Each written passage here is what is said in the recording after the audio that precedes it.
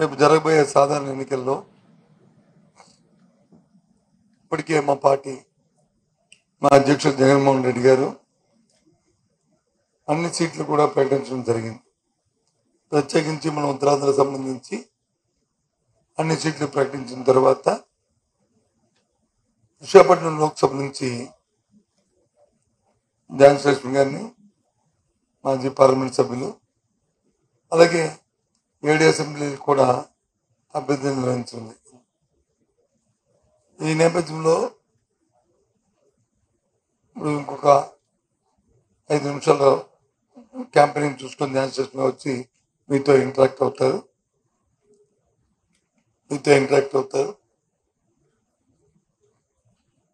అందుకంటే ముందుగా ఇవాళ మా పార్టీ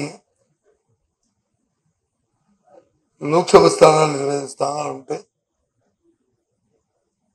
ఏదైతే జగన్మోహన్ రెడ్డి గారు మొదటి నుంచి చెప్పుకొస్తున్నారు, నా బీసీ, నా ఎస్సీ, నా ఎస్టీ, నా మైనారిటీ అనే మాటను చెప్పి ప్రభుత్వం తాలూకా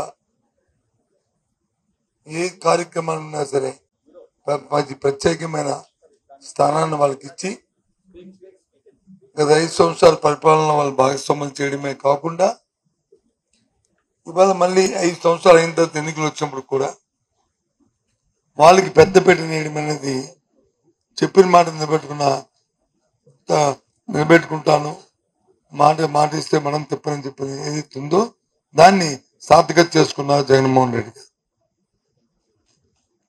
ఆ నేపథ్యంలో చూస్తే తెలుగుదేశం పార్టీ మేము బీసీల కోసమే పుట్టింది పార్టీ అనుకున్న పార్టీ మాటలకే తప్ప చేతల్లో ఏమీ లేదనేది తేటతెల్లమవుతుంది. ఈ ఎన్నికల్లో ఈ ఇచ్చిన అభ్యర్థుల్ని మనం ఒకసారి బేరీజ్ వేసుకుంటే మనకు తెలుస్తుంది. సోషల్ ఇండియా సామాజిక న్యాయం ఏ రోజైతే ఈ రాష్ట్రంలో వైఎస్ఆర్సీ పార్టీ సామాజిక పదయాత్రని కార్యక్రమాలు చేస్తూ ప్రారంభించామో అప్పటి నుంచే రోజు రోజుకి వాళ్ళ మీద ప్రత్యేకంగా వాళ్ళని గుండెల్లో పెట్టుకుంటూ జగన్మోహన్ రెడ్డి గారు చేస్తున్నారు. ఉదాహరణకి ఇవాళ 25 స్థానాలు పార్లమెంట్కి ఉంటే సుమారు 68-70% బలహీన వర్గాలకి ఇచ్చాయి. ఎస్సీ, ఎస్టీ, బీసీ, మైనారిటీ వాళ్ళకి ఇచ్చాయి. అదే తెలుగుదేశం పార్టీ చూసుకుంటే కనీసం 50 స్థానాలు కూడా ఇవ్వలే. ఓసీలకి ఇచ్చే 70 స్థానం, 45 స్థానం, 60% రివర్స్ అక్కడికి. ఏదైనా చూసుకున్నా ముఖ్యంగా ఉత్తరాంధ్ర ప్రాంతంలోనే బలహీన వర్గాలు ఎక్కువగా ఉన్న ప్రాంతం. ఇక్కడ చూసుకున్నా సరే అన్ని స్థానాలు కూడా ఉన్న 4 స్థానాలని ఒక ఎస్సీ స్థానం తీస్తే మిగతా 4 స్థానాలని అందరినీ బలహీన వర్గాలకి ఇస్తారు. వాళ్ళైతే 2 ఇచ్చారు, 2 వచ్చి ఓసీస్కి ఇవ్వడం, ఈ ప్రాంతంతో సంబంధం లేని వాళ్ళకి ఇవ్వడం అనేది ఒకసారి ఆలోచన చేస్తే తెలుస్తుంది. ఈ నేపథ్యాన్ని ఒకసారి మీతో షేర్ చేసుకుందామని, మీ ద్వారా ప్రజలకి ఈ విషయాన్ని తెలియచెప్దామని కూడా ఇవాళ ఈ పత్రికా సమావేశంలో ఒక భాగం.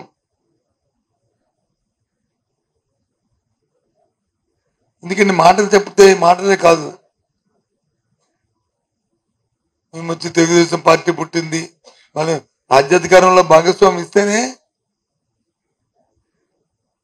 వస్తేనే వారి తాలూకు కార్యక్రమాలు వాళ్ళకి కావాల్సిన అవసరాలని వాళ్ళు ప్రభుత్వాలతో మాట్లాడుకుని, నాయకత్వాలతో మాట్లాడుకుని వారి అవసరాలు తీర్చుకోవడానికి అవకాశం ఉంటుంది.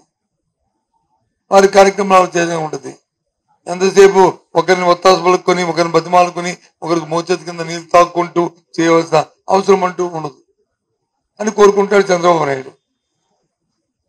జగన్మోహన్ రెడ్డి కోరుకుంటారు వాళ్ళ కార్యక్రమాలు వాళ్ళే చేసుకునేట్టు అవకాశాన్ని ఇవ్వాలి అని చెప్పి జగన్మోహన్ రెడ్డి కోరుకుంటారు. అది వ్యత్యాసం జగన్మోహన్ రెడ్డి గారికి చంద్రబాబు నాయుడికి ఉన్న వ్యత్యాసం. చంద్రబాబు నాయుడు కాదు, వారితో పాటు జతకట్టిన పార్టీలు కూడా తీసుకుంటే, ఆ కూటమి తీసుకుంటే 3 పార్టీలు తాలూకా ఏ విధంగా వాళ్ళకి ఇచ్చిన సీట్లలో ఏ రకంగా వాళ్ళు సామాజిక న్యాయం పాటించారో ఒకసారి ఆలోచన చేసుకోమని కోరుతున్నాను.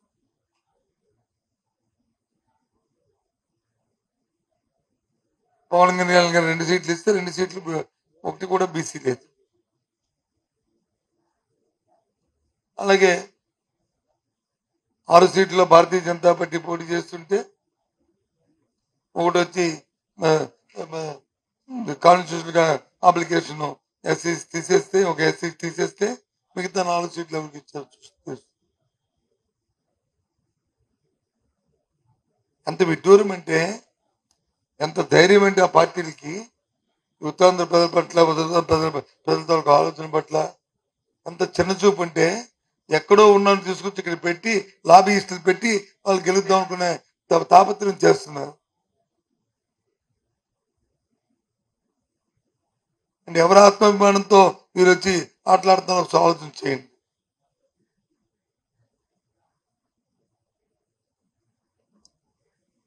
ప్రజలందరూ చూస్తూ, ఈ ఉత్తరాంధ్ర ప్రజలందరూ ఊరికే చూస్తూ ఏదో మురుకుంటారు అనుకుంటే ప్రమాదం. తప్పు, ఇది క్షమించిన నేరం. ప్రజాస్వామ్యంలో ఎక్కడైనా పోటీ చేయొచ్చు, నేను కాదన్నా. ఎవరైనా పోటీ చేయొచ్చు, కాదన్నా. ఓటు హక్కుంటే చాలు. పార్లమెంట్కి దేశంలో ఎక్కడున్న ఓటు ఉన్నాయి, ఎక్కడి నుంచి పోటీ చేయొచ్చు, నేను కాదన్నా. ఒక స్పాన్సర్ సపోర్టర్ వాళ్ళు నామినేషన్ చేస్తే ఒక వాడిని సపోర్ట్ చేసిన వ్యక్తి ఉంటే చాలు. కానీ వాళ్ళు ఏదో నేషనల్ లీడర్ అయ్యి, లేదో ఈ స్వాతంత్ర్యంలో ఉన్న కుటుంబం అయి, ఏదో ఆ ప్రాంతాల్లో నుంచి ఏదో ఉద్యమాలు నిర్వర్తించిన వ్యక్తులు అయితే పర్వాలే. ఏంటిది? ఎక్కడికి వెళ్తుంది వ్యవహారం? చాలా ప్రమాదకరమైన పరిస్థితి. ప్రజలందరూ అర్థం చేసుకోవాలని కోరుతున్నాను. ముఖ్యంగా ఉత్తరాంధ్ర ప్రజలందరూ కూడా చాలా స్వామ్యులు, చాలా శాంతికాముకులు, లా బైండింగ్ ఉన్నవాళ్ళు, చట్టాన్ని గౌరవించేవాళ్ళు, ఆప్యాయత అనురాగాలతో ఉన్నవాళ్ళు, కుటుంబాలతో సంబంధాలు అనుబంధాలు ఉన్నవాళ్ళు. ఇలాంటి వాతావరణాన్ని పొల్యూట్ చేయడానికి ఇలాంటి లాబీయిస్టులు తీసుకొచ్చి పెడితే ఏం సమాధానం అని చెప్తాను. దాన్ని పూర్తిగా వాళ్ళు వాళ్ళ ప్రజాస్వామ్యంలో వాళ్ళు ఇష్టమైనప్పటికీ కూడా మా తల పొడస్టు మేము చెప్తున్నాం, ఇది కరెక్ట్ కాదని చెప్తున్నా. ఇంతేకాదు, ఇవాళ ఉదయం చూసాం, నిన్నటి రోజున ఎలక్షన్ కమిషన్ ఒక ఉత్తర్వులు ఇచ్చింది, వాలంటీర్ని ఇన్వాల్వ్ చేయొద్దని. Okay, fine. మరి వాళ్ళు కడుతున్న, వాళ్ళు ఇస్తున్న పెన్షన్ కూడా పంచొద్దని చంద్రబాబు నాయుడు వచ్చి మరి తెలుగుదేశం పార్టీ పిటిషన్ పెట్టి వాళ్ళతో చేయకపోతే ఈ నెల పెన్షన్ ఎవరు ఇస్తారు? వాళ్ళు తెచ్చుకోవాలి. నేను రాత్రి పత్రికలు ఎక్కడ చూసా, టీవీలో, డిబిటీ ద్వారా వాళ్ళకి కూడా ఇచ్చేవచ్చని.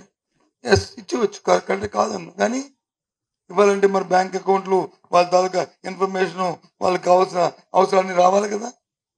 రావాలంటే ఈ 1వ తారీఖు రేపటికి ఎల్లుండి కల్లా అవుతుందా? మనం 4 రోజులు అవుద్దా, 10 రోజులు అవుద్దా? వాలంటీర్ వ్యవస్థ ఉంటే ఒక ఇంటింటికి వెళ్ళి తిరిగి తేడానికి కాదు కదా. అంటే పేదవాడి తాలూకు ఆకలితో కూడా కుటీర రాజకీయాలు, క్షుద్ర రాజకీయాలు చేస్తుంది తెలుగుదేశం పార్టీ, ఆ కూటమి.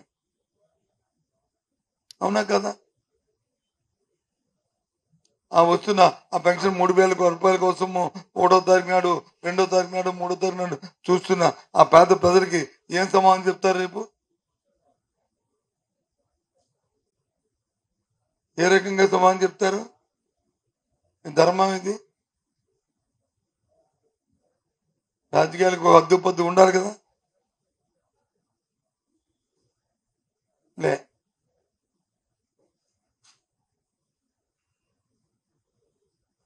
ఏది పెడుతుంది?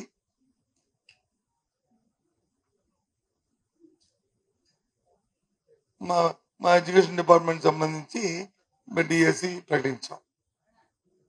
దాని మీద పిటిషన్లు, డిఎస్సి జరపడానికి వీల్లేదు. దాని ఎలక్షన్ కమిషన్ వాళ్ళ పైన ఎలక్షన్ కమిషన్ తప్పట్లే. వాళ్ళు ఎవరి కింద వాళ్ళ దృష్టికి వస్తే దాన్ని చేస్తారు. డిఎస్సి ఎప్పటి నుంచి విద్యార్థులు కోరుతున్నారు? ఎవరు? Unemployed youth. అప్పటి నుంచి అన్ని చేసి 6,100 పోస్టుల్ని మేము ప్రకటించాం. దాన్ని కోర్టులో వచ్చి దానికి సమయం ఇవ్వాలని చెప్పింది. టెట్ ఎగ్జామ్కి, డిఎస్సి పరీక్షకి ఫైన్ అని చెప్పాం. దాన్ని డేట్ని మాడిఫై చేసాం.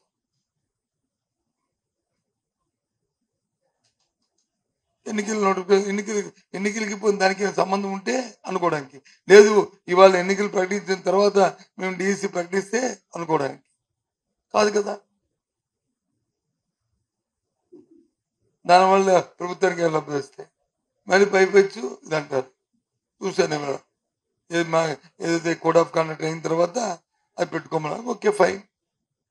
ఎలక్షన్ కమిషన్ ఇచ్చిన నిర్ణయాన్ని ఆమోదించాలి కాబట్టి తప్పకుండా బాధ్యత గల ప్రభుత్వంగా రాజ్యాంగబద్ధంగా చేస్తాము. ఆ డేట్లు కూడా త్వరలోనే, ఎప్పుడు ఎన్నికల ఇబ్బంది ఎప్పుడు అనేది త్వరలోనే ప్రకటిస్తాం. ఆ డేట్లు కూడా కోడ్ ఆఫ్ కాండక్ట్ అయిపోయిన తర్వాత ఎప్పుడు పెట్టుకోవాలని కూడా అది ప్రకటిస్తాం. కోర్టు లెక్కింపు అయిన తర్వాత, సర్టిఫికేషన్ అయిపోయిన తర్వాత ప్రకటిస్తాం. ఈ లోపే ఆ డేట్లు కూడా ప్రకటిస్తాం. అది కూడా రేపు ఎలక్షన్ కమిషన్ రాస్తాము. వాళ్ళు పర్మిషన్ తీసుకొని డేట్లు ప్రకటిస్తాం. అంటే నేను అంటుంది ఏంటి, ఏ ఆలోచనతో ఉన్నది ప్రతిపక్ష పార్టీలు, కూటమి ఏ ఆలోచన ఉన్నాయనేది దానికి ఉదాహరణలు చెప్తున్నాను మీకు.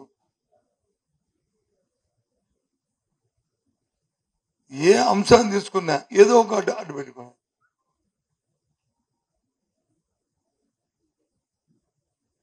ఇవాళ వైఎస్ఆర్సీపీ పార్టీ ప్రభుత్వం జగన్మోహన్ రెడ్డి గారి నాయకత్వంలో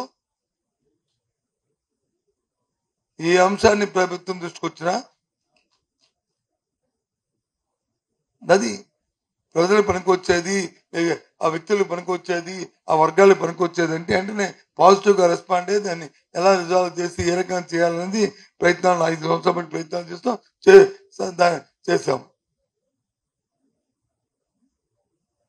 ఇండివిజువల్స్ ఎవరో ఒక వ్యక్తికో లేదా ఒక చిన్న వర్గానికో మన మిగతా వర్గాలు నష్టపోతున్న ప్రతి అంశాన్ని కూడా నెరవేర్చాం. అందుకే అంత ధైర్యంగా జగన్మోహన్ రెడ్డి గారు మాట చెప్తున్నారు. 5 సంవత్సరాలు మంచి జరిగితేనే నాకు ఓటు ఇవ్వండి. మీరు ఆనందంగా ఉండి మీరు హ్యాపీగా ఉంటేనే మీ కుటుంబంలో నాకు ఓటు ఇవ్వండి అని. డెమోక్రసీలో ఎవరైనా ఈ స్వాతంత్రం వచ్చిన తర్వాత 75 సంవత్సరాల భారత చరిత్రలో అడిగారు ఎవరైనా ఈయనలాగా? చంద్రబాబు నాయుడు అడగమానండి, ఆ మాట చెప్పానండి, చెప్పాడా? ఏదో ఉద్ధరించేస్తాడు. ఏడు ఉద్ధరిస్తారు? 5 సంవత్సరాలు వచ్చి ఇది అప్పుడే పుట్టిన పసికందు ఆంధ్ర రాష్ట్ర విభజన జరిగిన తర్వాత నేను సీనియర్ని, నాకు ఇవ్వండి, నేను దీన్ని తీర్చిదిద్దాను. ఏం తీర్చిదిద్దావు? నీ కులానికి, నీ వర్గానికి, నీకు దాని నుంచి ఆదాయం పెంచుకోవడానికి అమరావతిని బూచిని పెట్టి ఒక గ్రాఫిక్స్ పెట్టి 5 సంవత్సరాలు గడిపేశావు. ఏం చేస్తావు చెప్పండి? ఎవరికైనా లాభం వచ్చిందా? దోపిడీ చేసావు. పేదవాడి తాలూకు, అక్కడ ఉన్న బలహీన వర్గాల తాలూకి, పేదల తాలూకు భూముల్ని ముందే కొనేసి వాళ్ళ దగ్గర అక్కడ పెట్టి దానికి వచ్చి వాల్యూ యాడ్ చేసుకోవడానికి, ఎప్రిసియేషన్ తెచ్చుకోవడానికి నువ్వు చేసిన దుర్మార్గమైన ఆలోచనతో చేస్తావు. అంతకంటే ఏం చేస్తావు? దానివల్ల నష్టపోయింది, రాష్ట్రం నష్టపోయింది. అవునా కదా? ఇది వాస్తవాలు కదా ఇవి. ఏమి ఎక్కడ కూడా నేను అవాస్తవం చెప్పట్లే కదా. జగన్మోహన్ రెడ్డి ఆలోచన సమసమాజం స్థాపించాలని ఏదైతే అంబేద్కర్ గారి ఆలోచన ఉందో ఆ ఆలోచనతో బడుగు బలహీన వర్గాలని కాకుండా ప్రాంతాల్లో కూడా సమతుల్యం ఉండాలనే ఉద్దేశంతో అన్ని ప్రాంతాలను అభివృద్ధి చేయాలనే ఆలోచనతో మరి కార్యక్రమాలు చేశారు. ఇది కరెక్ట్ కాదా? అందులో భాగంగా విశాఖపట్నాన్ని ఎగ్జిక్యూటివ్ క్యాపిటల్ గా ఆయన ప్రకటించాడు. ఆ కార్యక్రమం చేశాడు. దాని మీద కోర్టుకు వెళ్ళారు. అమరావతి నేను ప్రకటించినప్పుడు ఎక్కడైనా సరే ఏ ఒక్కరైనా వైఎస్ఆర్ పార్టీ కోర్టుకు వెళ్ళిందని చెప్పండి. నువ్వు ఎంత దోపిడీ చేస్తున్నప్పుడు రాజకీయ పోరాటం చేశాం, ఇది తప్పని చెప్పాం, ఇది దోపిడీ అని చెప్పాం.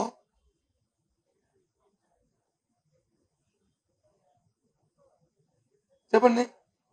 ఇప్పుడు ఎగ్జిక్యూటివ్ క్యాపిటల్ పెడితే ఏం చేస్తూ మళ్ళీ తగునమ్మా అంటూ ఇక్కడ వచ్చి బయట వాళ్ళు తీసుకొచ్చి ఇక్కడ పెట్టి వాళ్ళు దోపిడీ చేయడానికి ఇక్కడ మళ్ళీ ప్రయత్నాలు.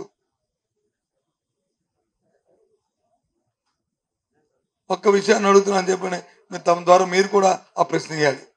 దయచేసి అపార్థం చేసుకోవద్దు. ఐఎమ్ సారీ టు మిమ్మల్ని ఆ మాట అన్నాను. ప్రజాస్వామ్యంలో పత్రికలు మీకు పూర్తి చేస్తారు. మీరు వచ్చిన క్వశ్చన్ అడుగుతారు, మీరు ఇష్టమైతే ఆన్సర్లు చెప్తారు, మానేస్తారు. కానీ ఈ మాట అన్నాను ఎందుకంటే ఇవాళ మన విశాఖపట్నానికి సంబంధించి ఒక సమస్య ఉంది, 10 సమస్య ఉంది. అందులో ప్రధానంగా ఒక సమస్య స్టీల్ ప్లాంట్. స్టీల్ ప్లాంట్ ప్రైవేటీకరణ. స్టీల్ ప్లాంట్ ఆంధ్ర రాష్ట్ర ప్రభుత్వం చేతిలో లేదు కదా, కేంద్ర ప్రభుత్వం చేతిలో ఉందే కదా. మనం ప్రొటెస్ట్ మనం తెలియజేశాం కదా, ప్రధానమంత్రి సాక్షాత్ ప్రధానమంత్రి సమక్షంలో తెలియజేశాం కదా, మా పార్టీ స్టాండ్ చెప్పాం కదా, మా పోరాటం మీకు పోరాటం చేస్తున్న వాళ్ళందరికీ మద్దతు ఇస్తూనే వాళ్ళకి ఏ విధంగా బ్యాక్ సపోర్ట్ ఇచ్చాం కదా. అవాళ కాదు వైసీపీ పార్టీ అంతా చేసిందని చెప్పని వాళ్ళు మా అమ్మాయి దుమ్మెత్తి పోసారు. మోడీ గారు జగన్మోహన్ రెడ్డి కలిసిపోయారని చెప్పని. ఇప్పుడు ఎవరితో మోడీ గారితో ఎవరు కలిశాడు? జగన్మోహన్ రెడ్డి కలిసారా? వైసీపీ పార్టీ కలిసిందా? ఇవాళ తెలుగుదేశం పార్టీ జనసేన పార్టీ కలిసింది కదా. నిన్న ఇప్పుడు చూశాను, సెలబ్రిటీ పార్టీ నాయకుడు జనసేన పార్టీ నాయకుడు మాట్లాడుతూ నేను ఒకటే మాట చెప్తాను 10 మాటలు చెప్పాను. ఆ రోజు ఏం చెప్పు, పాసిపోయిన లడ్డూలు అని చెప్పా, అవునా కదా? ఏమయ్యా ఇప్పుడు పాసిపోయిన లడ్డూలు? ఎందుకు దత్తకట్టవలసి వచ్చింది? మరి రేపు ఉదయం మరి ఈ 3 పార్టీలు కలిసి స్టీల్ ప్లాంట్ గురించి ఏం చెప్తాయి?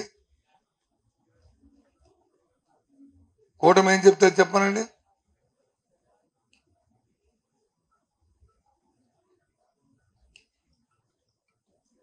నేను డిమాండ్ చేస్తాను, వెంటనే ప్రకటన చేయాలి. వాళ్ళు ప్రచారాలు మొదలుపెట్టిన లోపలే కేంద్ర ప్రభుత్వం నుంచి భారతీయ జనతా పార్టీ ప్రకటన రావాలి అనేది మా డిమాండ్. దీన్ని నిర్వహించుకుంటున్నామని. లేకపోతే విశాఖపట్నం ఉత్తరాంధ్ర ప్రాంతంలో అసలు ఈ కూటమి తిరగడానికి ఆస్కారం ఉండకూడదు. ప్రజలకు నేను కోరుతున్నాను.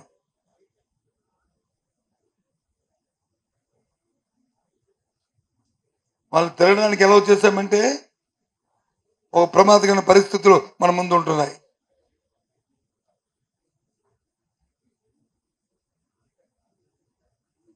తర్వాత అసలు వాళ్ళ గురించి రావడానికి వీల్లేదు వీళ్ళు ఆ పార్టీలు. దాని మీద సమాధానం చెప్తే గాని ఏంటి అర్థం అవట్లే. అంటే ప్రజలందరూ అమాయకులు అనుకుంటున్నారు. నేను 30 సంవత్సరాలు రాజకీయాల్లో 35 సంవత్సరాలు రాజకీయాల్లో ఉన్నాను. చంద్రబాబు నాయుడు 40 సంవత్సరాలు అయితే మేము 32-33 సంవత్సరాలు పెట్టున్నాం. అది పార్టీ ఇండస్ట్రీ మాది వచ్చి దానికన్నా తక్కువ ఇండస్ట్రీ మాది. ఇది 15 సంవత్సరం మంత్రిని ఈ రాష్ట్రంలో. మా క్యాబినెట్ లో సీనియర్ మోస్ట్ అన్ని అంశాలు చూశాను, అన్ని ఇబ్బందులు చూశాను. రాష్ట్రం జరుగుతున్నప్పుడు జరిగిన పోరాటంలో ఉన్నాను. పాపం కాంగ్రెస్ పార్టీ మీద వేశారు. ఓకే, ఏది రాష్ట్రం దాన్ని మద్దతు ఇచ్చింది ఎవరు? మద్దతు ఇవ్వకపోతే విభజన ఎలా జరుగుతుంది? ఆ రోజు ఎర్రంనాయుడు కమిటీతో ఎర్రంనాయుడు గారి కమిటీతో నుంచి కమిటీ చేసినప్పుడు ఏం రిపోర్ట్ ఇచ్చింది Yerrannaidu committee report?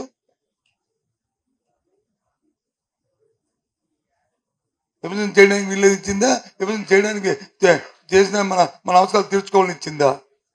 Committee report చెప్పనండి. తెలుగుదేశం పార్టీ మరి ఆ రోజు పార్లమెంట్ సాక్షిగా ఎక్కడున్నారో స్వర్గీయ సుష్మా స్వరాజ్ గారు ఆవిడ ఏంటి స్పీచ్ ఇచ్చారు? భారతీయ జనతా పార్టీ స్పీచ్ ఆవిడ ఏమి ఇచ్చారు లోక్సభలో? దాంతోపాటు కాకినాడలో వాళ్ళ డిక్లరేషన్ ఏమి ఇచ్చారు రాష్ట్ర విభజన గురించి? ఇవాళ మళ్ళీ ఆ పార్టీలు వచ్చి జత కట్టుకొని ఇవాళ వచ్చి మాట్లాడుతున్నాయి ఇక్కడ కూటమి అనుకొని. ఏమి ఎంతవరకు ఏంటి ఈ రాష్ట్ర ప్రజలు, ఆంధ్ర రాష్ట్ర ప్రజలు ఏ రకంగా మీకు ఆలోచన చేస్తున్నారు? అధికారం ఇచ్చినప్పుడు వచ్చి అధికారం దుర్వినియోగం చేసి కాలయాపన చేసి సొంతానికి స్వార్థానికి దాన్ని వాడుకొని రాష్ట్రంలో ఉన్న 5 కోట్ల మంది ప్రజల తాలూకా సంక్షేమాన్ని, అందులో ఉన్న రైతులు కానీ, బడుగులు కానీ, బలహీన వర్గాలు కానీ, రైతు కూలీని కానీ, విద్యార్థులు కానీ ఎవరిని కూడా పట్టించుకోకుండా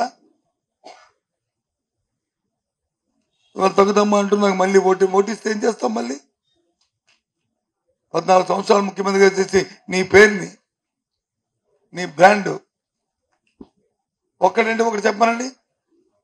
చంద్రబాబు నాయుడు నా మార్క్ అని.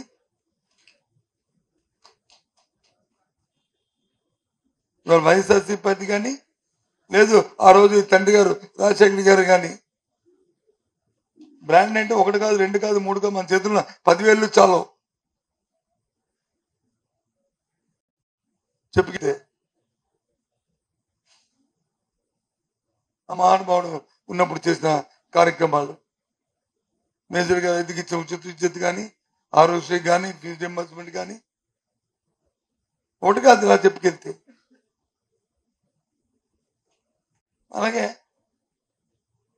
జగన్మోహన్ రెడ్డి గారి నవరత్నాలు 1 కాదు, 2 కాదు, 3 కాదు, దాంతోపాటు ఇన్ఫ్రాస్ట్రక్చర్ నాడు నేడు కానీ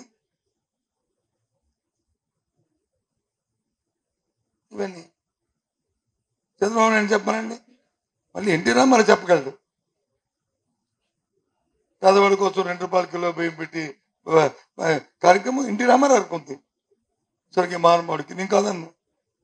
ఎందుకంటే ఎవరైనా సరే ఒక మంచి పని చేస్తే, ఒక మంచి కార్యక్రమం చేస్తే ఆయన్ని మనం అనుకోవాలి. కానీ ఈయనేంటి 14 సంవత్సరాలు దేనికోసం?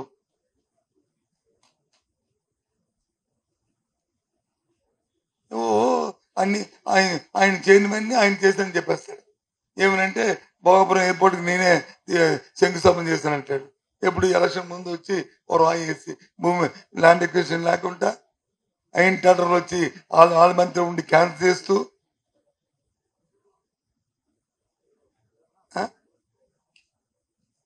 విశాఖపట్నంలో ఏం చేస్తే చెప్పానండి. నేను చెప్తాను. విశాఖపట్నంకి ఎస్సీజెట్ తెచ్చిన, ఫార్మసీ తెచ్చిన, ఐటీ హబ్ తెచ్చిన, పెద్ద మా ఇంతకుముందు 2-3 సార్లు చెప్పాను, ఎక్కువగా ఎంప్లాయ్మెంట్ తీసుకొచ్చిన బ్రాండ్ ఎక్సలెంట్ సంస్థలు తీసుకొచ్చినా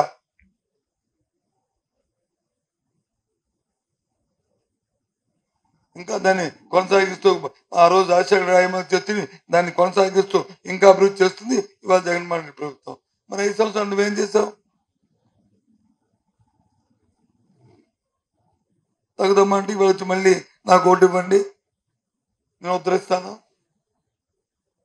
మిమ్మల్ని బెదిరిస్తాను, ఇవి మాటలు ఏంటి? ఇవన్నీ కూటమిలో ఎందుకు చేరాడో తెలుసా?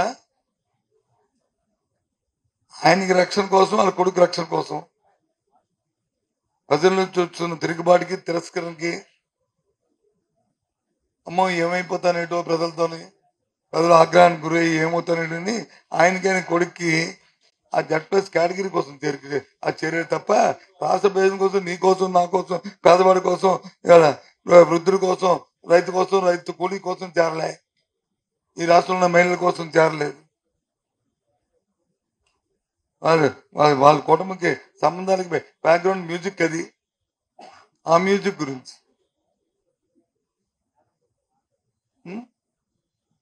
కాదా చెప్పండి.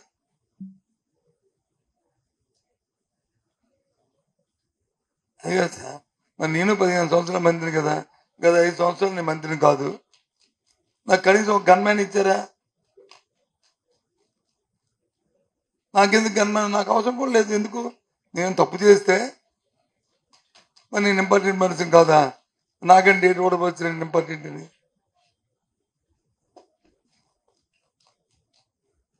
చెప్పండి. ప్రజాస్వామ్యం అందరూ సమానమే కదా. రాజ్యాంగ పోస్ట్ హోల్డ్ చేస్తున్నప్పుడైతే ఫైన్. ఓ ముఖ్యమంత్రి, ఓ ప్రతిపక్ష నాయకుడు, ఓ మంత్రి, అది ఏదైనా సంతృప్తులు అసంతృప్తులు ఉంటాయి. అయిపోయిన తర్వాత ఏంటి చెప్తుంటాం కదా, సమస్య నిర్ణయాలని క్యాబినెట్ జరిగే. ఆ రోజు నేను కనీసం ఒక లెటర్ కూడా పెట్టలేదే నా గన్మ్యాన్ పునరుద్ధరించాలని. ఎందుకు పెట్టాలి? నేను తప్పు చేస్తే, నా మీద ప్రజా వ్యతిరేకత ఉంటే, నా మీద ప్రజా కోపాలు ఉంటే అన్నాకి. మరి నేను ఉమ్మడి రాష్ట్రానికి అధ్యక్షుని చేశాను. ఈ ఎవరు అబ్బాయి కంటే ఎక్కువ మీటింగ్లు పెట్టాను, అతని కంటే డబ్బులు తీశాను, నా మీటింగ్కి వచ్చారు చూడమండి. అవి క్లిప్పింగ్లు అవన్నీ అప్పుడు వచ్చినాయి.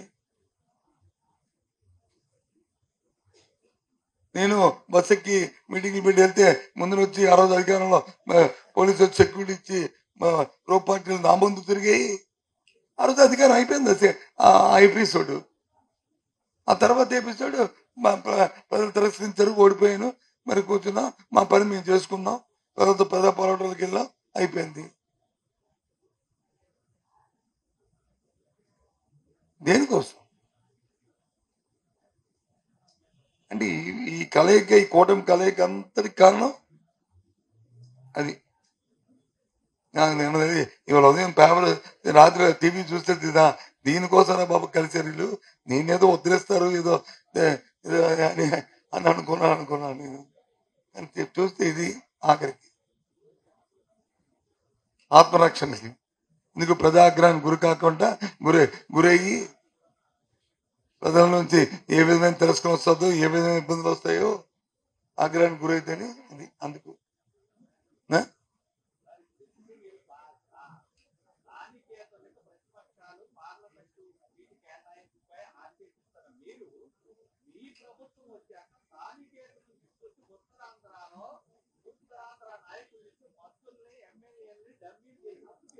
డమ్మీని ఎవరు చెప్పారు నీకు? నేను మంత్రిని, నేను డమ్మీనా? నీ దృష్టిలో ఎలా కనిపిస్తున్నాను మీకు? నేను డమ్మీనా? ఎలా కనిపిస్తున్నాను మీ దృష్టిలో నేను? I'm sorry to say, first ఇవ్వాడు. నేను డమ్మీనా? కాదు, నేను డమ్మీనా? అది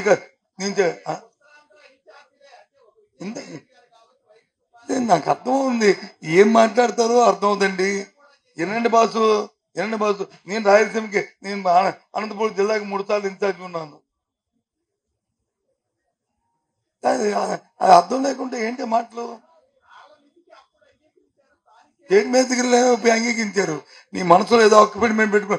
రాజకీయ పార్టీల్లో పార్టీ ఇన్ఛార్జీలు పార్టీ ఆలోచన చేసి పెడుతుంది. నువ్వు డమ్మీ అనడానికి ఏదో నేను ఫోన్ చేసి చెప్పినప్పుడు నా కలెక్టర్ వచ్చి నా మాట అనకపోతే అధికారి, జిల్లా అధికారి, నేను వచ్చి ఆవేదన ఎక్కకెక్కితే అంతకుముందు గత ప్రభుత్వాల్లో లాగా ఎవరు అప్పుడున్న ఇప్పుడున్న మాజీ మంత్రులు, అప్పుడు మంత్రులుగా ఉన్న వాళ్ళు ఒకరినొకరు దూషించుకుంటే అప్పుడు అని వస్తే మీరు మాట్లాడితే బాగుంది. మీరు నన్ను ఎదురుగా పెట్టుకుని నువ్వు డమ్మీ అంటే ఎంత అన్పార్చునేట్, ఎంత దౌర్భాగ్యం ఇది. నన్ను ఎదురుగా పెట్టుకొని నా తల తీసి ఎక్కడ పెట్టుకోవాలి చెప్పండి? ఇది ధర్మం? ఇది నువ్వు డమ్మీ అన్నావు నన్ను. మా ఒక వ్యక్తి అంటే ఏంటి? నాలాగే మిగతా వాళ్ళు కూడా మీరు ఏదైనా ఉంటే ఒక నాకు ఇగో మా ఎమ్మెల్యే ఎంపీ ఎస్ ఏ ఎమ్మెల్యే ఎంపీ మాట్లాడారు, పలానా ఎమ్మెల్యే ఈ రకంగా మాట్లాడారు అంటే దానికి సమాధానం చెప్తాను. నువ్వు ఎక్కడో నువ్వు ఇద్దరు కూర్చొని కాఫీ తాగుతున్నప్పుడు టీ తాగుతున్న మాటలు చెప్తే నేను ఎక్కడ చెప్తాను? చెప్పండి, నేను ఎక్కడ చెప్తాను చెప్పండి? ధర్మ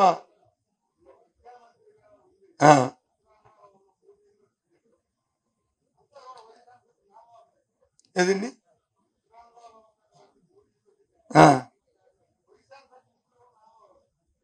నా వల్ల ఎవరు? మన మన విజయనగరం యూనివర్సిటీ నాన్న ఒకలా ఉండండి, ఉత్తరాంధ్రలో అని చెప్పి మరి మీరు ఏది మాట్లాడతారో?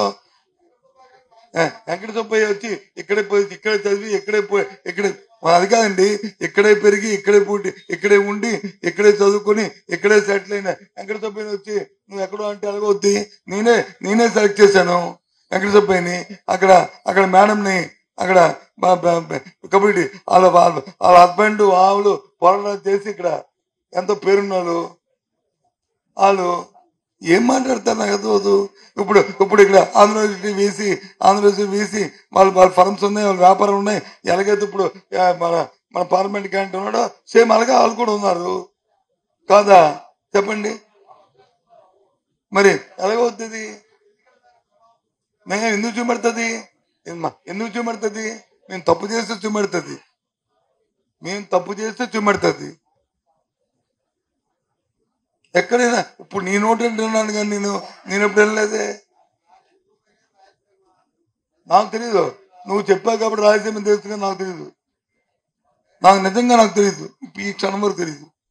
ఎవరు అడగలే. ఆయన అందరూ కూడా ఆయన పేరు కూడా అందరూ చెప్పారు. పెద్ద మంచి ప్రొఫెసరు, మంచి పేరున్నవాడు, ఎక్కడ చిన్న మచ్చకోడు లేని వ్యక్తి. అలాగే మేడం రజనీ కూడా ఈ ప్రాంతంలో ఆవిడ వాళ్ళ హస్బెండ్ యూనివర్సిటీలో ఎంతో ఉండి మంచి పేరు తెచ్చుకున్న వాళ్ళు. ఏ రకంగా ఎవరో కాదన్నారు, నేను కాదన్నానా?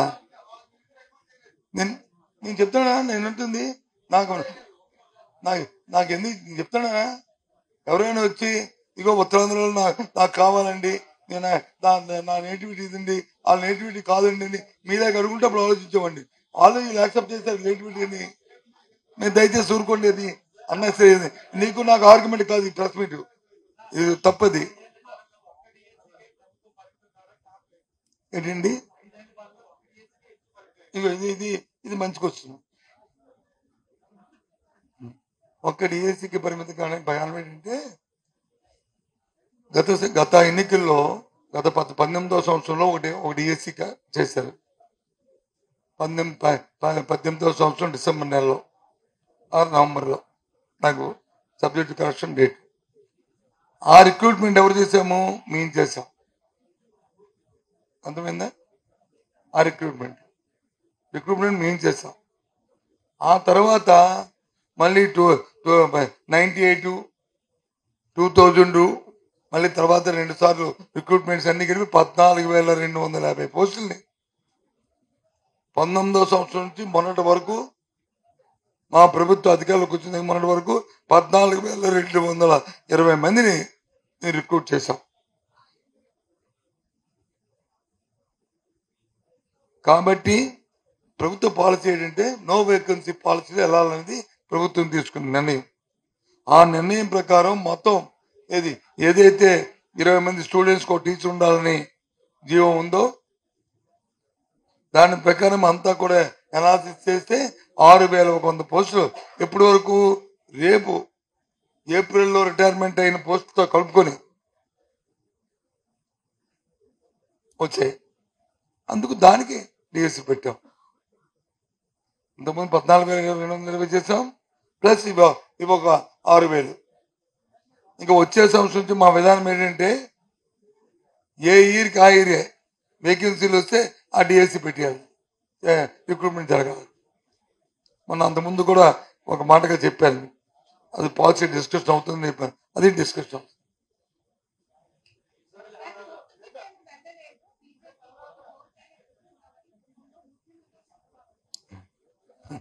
అదే మరి అదే డబుల్ ఆయన ఒక నాలుగు 10 నాలుగులు ఉన్నాయి. రావణాసుడికి ఎన్ని ఉంటాయి? తలలు ఉన్నట్టు రామనాసు మనం తీసుకుని ప్రణాళిక తీసుకుంటే రావణుడికి వచ్చి 10 తలలు ఉంటాయి. ఆ రకంగా చంద్రబాబు 10 నాలుగులు ఉంటాయి. ఆయన ఇష్టం వచ్చిన నాలుగుతో మాట్లాడిస్తాడు. పాపం బీజేపీ వాళ్ళు అంటే మరి నాకు తెలియదు, మరి బీజేపీ వాళ్ళు చెప్పుకోవాలి అది. ఆ తర్వాత ఒక లెటర్ ఒకటి వచ్చింది, అది ఫేకా ఒరిజినల్ నాకు తెలియదు. అది అలాంటి ఎవరు పురంధేశ్వరి లెటర్ కూడా ఉండేది. లెటర్ కూడా వచ్చింది ఏమని, ఇది కాదు, ఇది వాళ్ళే మా దగ్గరికి వచ్చారని. అది నాకు తెలియదు. వాళ్ళు వీళ్ళ దగ్గరికి వెళ్ళండి, వీళ్ళు వాళ్ళ దగ్గరికి వెళ్ళండి. ప్రజలందరూ మీరందరూ చూశారు. వాళ్ళు వీళ్ళ దగ్గరికి వచ్చారు, మీరు వాళ్ళ దగ్గరికి వెళ్ళారా? ప్రధానమంత్రి కాబట్టి హైదరాబాద్ రావడం కష్టం 10 సార్లు. చంద్రబాబు నాయుడు కాబట్టి ఈజీగా ఖాళీగా ఉన్నాడు కాబట్టి 10 సార్లు వెళ్ళొచ్చు, కాబట్టి ఇల్లు ఉండొచ్చు బహుశా. ఐఎమ్ నాట్, అతన్నేమి నేను కించపరచలేదు. అయి ఉండొచ్చు. ఏదేమని మొత్తం మీద అయింది కదా పెళ్లి. నువ్వు అబద్ధాలు అనేసరి మంచి పెళ్లి చేయమని, ఈ అబద్ధాలను పెళ్లి చేయాలని మన సామెత ఉంది. కానీ తర్వాత ఇడిపోకుండా చూసుకోవాలని. ఈ అబద్ధాలు పెళ్లి చేసినప్పుడు ఇడిపోతే కలిసి ఉంటారా? వీళ్ళు ఈ రాష్ట్రానికి ఏంటో తెలుస్తారు. ఏదో ఒక భావజాలంతో పాలసీతో ఒక సిస్టమ్తో కలిసి ఉన్నారనుకోండి, ఇట్స్ ఫైన్. ఇగో లౌకికవాదం లేదు, మతత్వం లేదు, వెల్ఫేర్ లేదు, ఇదిగో విభజన చట్టంలో ఇన్ని హామీలు వచ్చాయి, ఈ హామీలు వచ్చి ఈయన ఇస్తాడు, ప్రత్యేకవాదం ఇస్తాడు, అందుకు కలిసాము. ఏదో ఒకటి ప్రజలకు పనికొచ్చు మాట చెప్పుంటే, రాష్ట్రానికి పనికొచ్చు, ఇట్స్ ఫైన్. దేనికోసం కలిసారు? సెక్యూరిటీ కోసం కలిసారు. అలా కొడుకు సెక్యూరిటీ కోసం. ప్రజాగ్రహాన్ని గురవుతున్న తరుణంలో ఎందుకు సెక్యూరిటీ? మనకి మన నాలుగు బాగుంటే, మన భాష బాగుంటే సెక్యూరిటీ ఎందుకు మనకి? అందులో తిడితే కదా ఎదురాడు, లేదు మంచి పనులు చేస్తే సెక్యూరిటీ ఎందుకు? ప్రజాగ్రహానికి ఎప్పుడు గురవుతాం? అధికారంలో ఉన్నాడు కదా సెక్యూరిటీ. ఎందుకంటే వివిధ కోణాలు, వివిధ ఇవి ఉంటాయి, కొన్ని విపత్తుకరమైన పరిస్థితులు ఉంటాయి, అలాంటప్పుడు ఉంటాయి. కానీ ఇప్పుడు కాదు కదా. దేనికోసం? ఫ్యాషన్ కోసం. నలుగురు ముందు ఆము అని ఆ బ్లాక్ డ్రెస్ తీసుకెళ్తే పోజ్ ఇవ్వడానికి, జనాలు ఆన్లైన్ చూడడానికి వస్తారు సర్కస్ లాగని. సరే, వాళ్ళ బాధ పడతారు. కానీ వాలంటరీ వ్యవస్థ తప్పు కదా. ఇప్పుడు ఇవాళ రేపు ఉదయం అమ్మ 60-70 సంవత్సరాలు నిండిన అమ్మ ఆ పేదరాలకి పేదవాడికి ఏం చెప్తావు? ఆ వికలాంగికి ఏం చెప్తావు? ఆ వితంతుకి ఏం చెప్తావు?